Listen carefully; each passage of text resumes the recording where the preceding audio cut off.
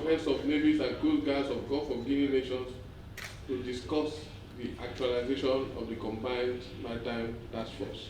So that is the specific reason for this meeting. Having said that, I wish to welcome Your Excellencies and my colleagues from the various countries within the Gulf of Guinea and outside to this meeting. I want to again thank you all for honoring our invitation to celebrate with the Nigerian Navy to commemorate our 68th anniversary. As part of collective efforts to curb maritime insecurity within our maritime commons, a collective collaborative engagement and possibility of establishing a multinational task force was suggested by the African Union Peace and Security Council. Thereafter, Communique 1012 of June 2021 by the African Union Peace and Security Council established the Combined Maritime Task Force for the Gulf of Guinea. I am indeed pleased to be part of this historic milestone of establishing the task force, which started in Port Harcourt, River State, Nigeria, during the last increments 2 years 2 years ago. A series of meetings were held and pledges were made towards contributing platforms and equipment with the view of actualizing the Combined Maritime Task Force. Also, various meetings were held with a view to developing the concept of operation, which was finally adopted, and the task force was eventually operationalized with headquarters in Lagos, Nigeria. Nigeria volunteered to host the headquarters because of our overriding need to ensure that the security of the Gulf of Guinea is enhanced. Also, 3 designated task groups were formed, which covers the northern central and southern sectors of the Gulf of Guinea. And these task groups were to be hosted by Senegal, Nigeria, and the Republic of Congo, respectively. I am pleased to state that the Combined Maritime Task Force was operationalized, and a commander has been appointed already from the Nigerian Navy.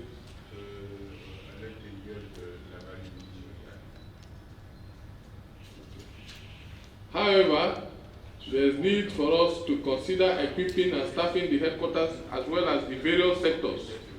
There is need for us to look at the issue of funding the task force as well as support, the issue of how to obtain support from our various partners, amongst other needs and requirements.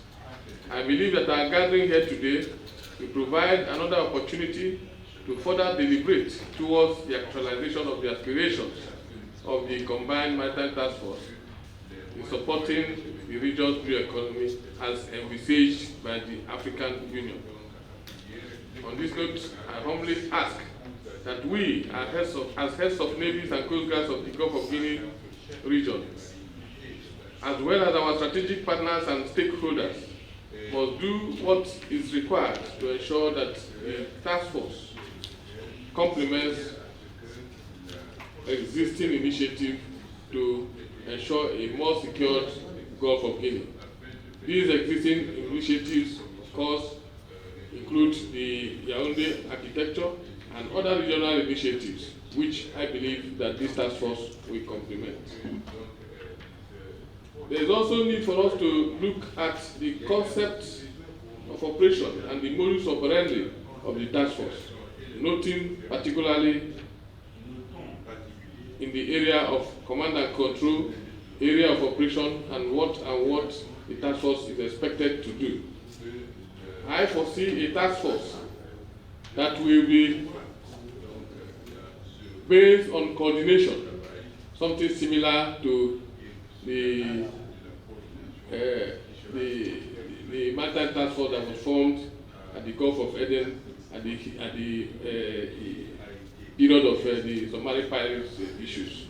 I also see it something that will be much more in the form of coordination, similar to the European Union coordinated presence in the Gulf of Guinea.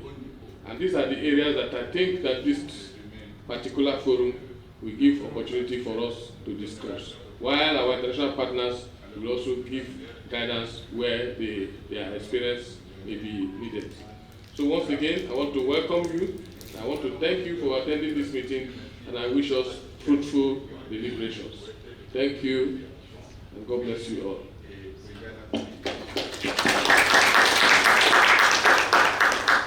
Thank you very much, sir.